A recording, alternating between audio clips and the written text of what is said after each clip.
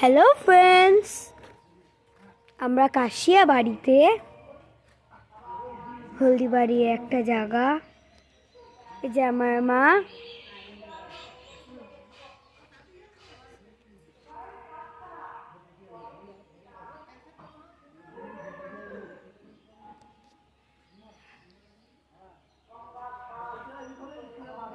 এটা একটা মাঠ, একটা স্কুলের মাঠ, একটা বড় বট গাছ।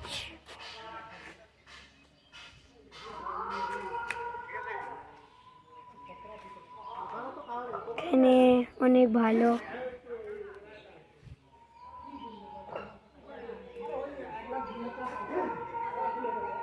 এই মাঠটা খুব সুন্দর। তো আমরা যেই জায়গাটায় আছি ওইটা আমি তোমাদেরকে দেখিয়ে দিলাম।